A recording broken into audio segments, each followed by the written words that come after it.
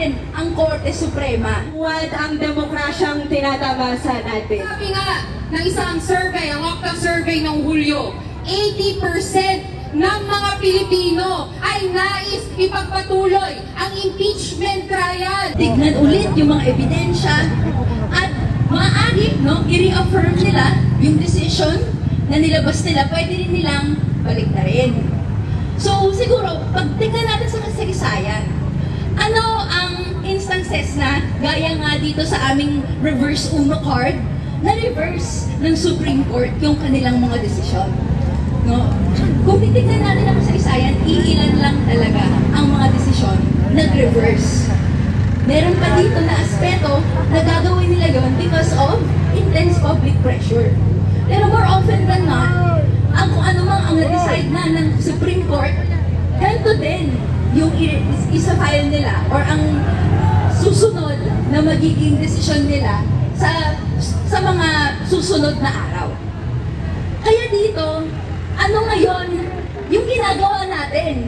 So kung may ganong kasaysayan pala ang Korte Suprema, anong ginagawa natin dito?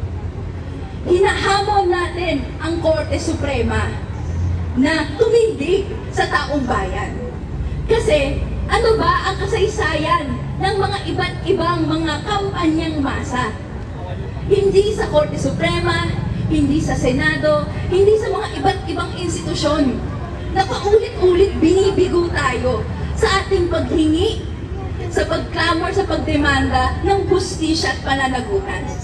Instead, ang kapangyarihan ng nagkakaisa at nagsasama-samang taong bayan ang naging decisive sa kasaysayan. Muli, balik tanawan natin sa mga kabataan dito, nabasa na siguro sa mga textbook or online, o kaya sa mga young at heart dito, pero 2 dekada nang nasa lansangan, naalala natin yung impeachment trial ni Estrada, ni Arroyo. Ano ba ang decisive? Ang decisive, no, ay ang mas maraming napapakilos. Kung mas marami tayo sa hanay na ito, mararamdaman ng mga institusyon na kahit anong gawing pagtatago nila, kahit anong gawing pagbabaluktot ng batas, hindi sila makakatakas sa lansangan. Kaya ang hamon sa atin at tinatanggap natin ang hapon ni Sister Mary John na ang susunod na lundo ng laban ay pagpaparami natin dito. Sa pagpaparami natin, marireverse at mararamdaman ng Supreme Court ang pressure na i-reverse ang kanilang desisyon. Mararamdaman ng Senado na hindi nila pwedeng itago ang mga sala ni Sara Duterte.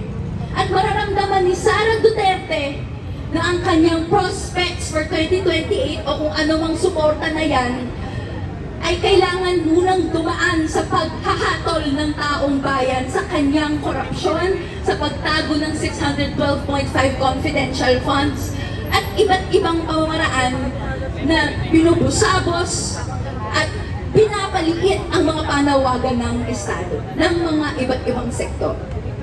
Kaya po, ngayong International Youth Day, ngayong National Youth Day, ang kabataan dito ay hinahamon na dalhin ang kanilang mga classroom, dalhin ang kanilang mga organisasyon, ang kanilang mga pamilya, lahat ng kilala natin, para dito magkaisa sa susunod na lundo ng laban.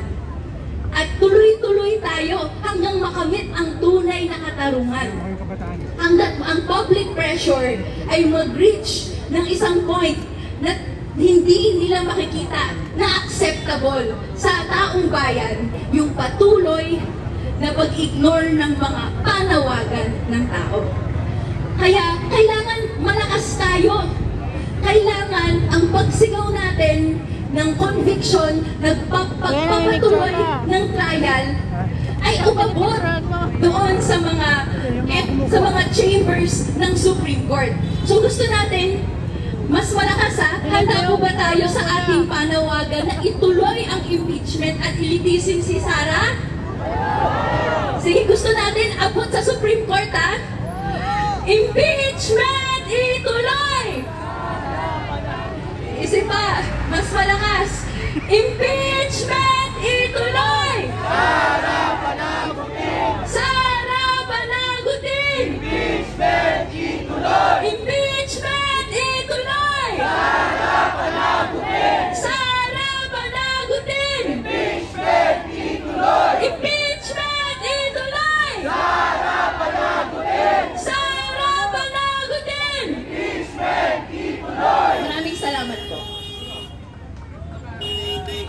Impeachment ituloy! Sara panagutin! Sara panagutin! Impeachment ituloy! Narito mga kasama ang mga kabataan na patuloy na lumalaban para sa ating mga karapatan at para sa katarungan.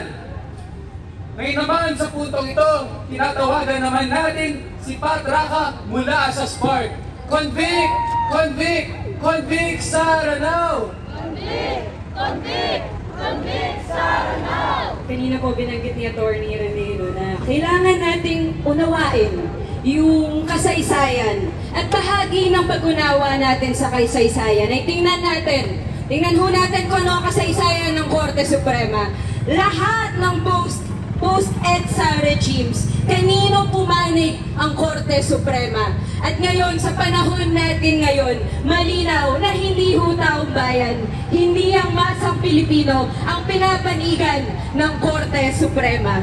At binanggit na rin ho ng mga nauna nating tagapagsalita na ang ating simpleng panawagan para litisin si Sara Duterte ay hindi lamang nakapatungkol sa kanya mismo at sa kanyang pamilya, kundi panawagan para panagutin ang lahat ng mandarambong, lahat ng abusado at lahat ng mamamatay tao. Dahil sa kaibuturan ng lahat ng ito ay ang sistema ng pagsasamantala at ang tagapagtanggol ng sistema ng pagsasamantala ay ang burges na estado.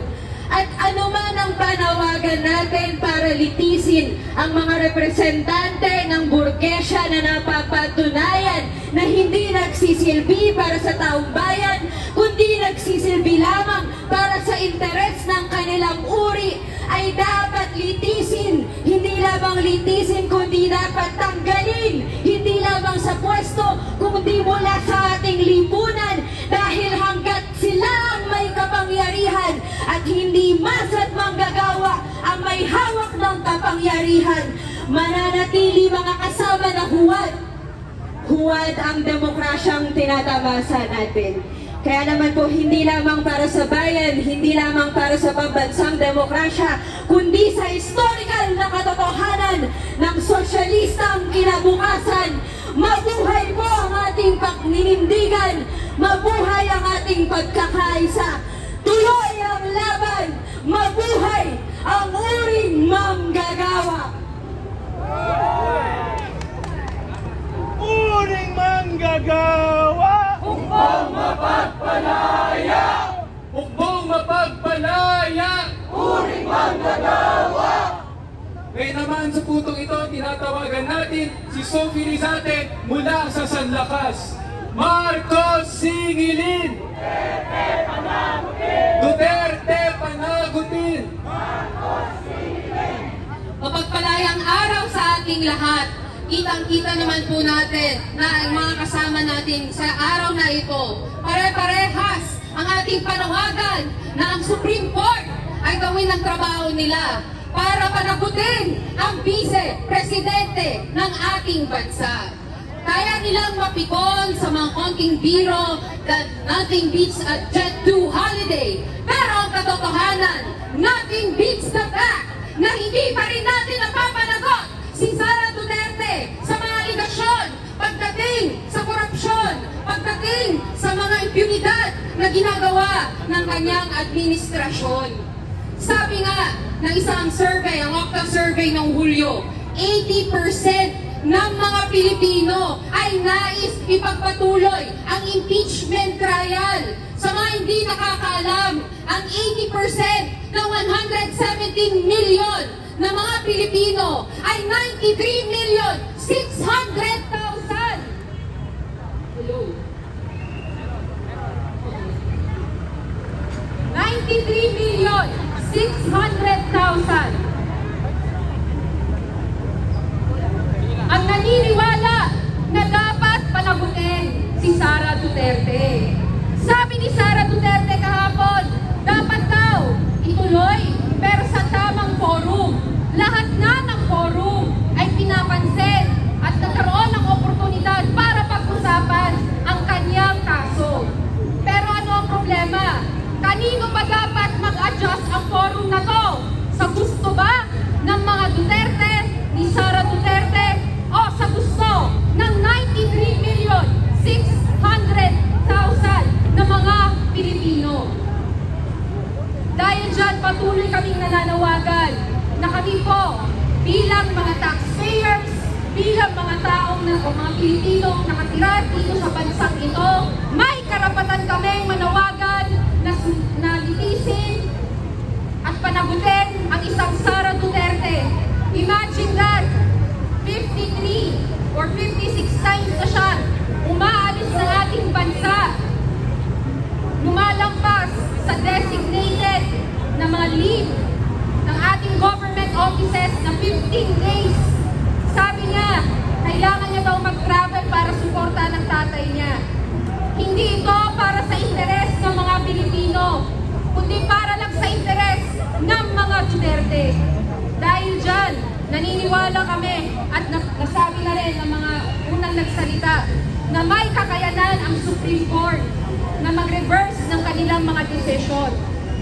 At konting paalala lang, noong panahon na nawagan tayo na magkaroon ng motion for reconsideration doon sa mga billions or millions of dollars ng ill-gotten wealth ng mga Marcoses noong 1997, nagawan ng Supreme Court noong 2003, i-reverse ang decision na to para ibalik ng mga Marcos ang ill-gotten wealth nila. Sana ito ay magsilbing paalala sa ating lahat na kung may paraan at kung gusto, gagawin natin lahat at magsasama-sama tayo. Ngunit, isa ding paalala sa mga oligarkiya, sa mga naghaharing uri, na pag napikon na ang taong bayan, history has already dictated na lahat tayo ay pumupunta sa kalsada at ang nananalo ay ang taong bayan. Maraming salamat po.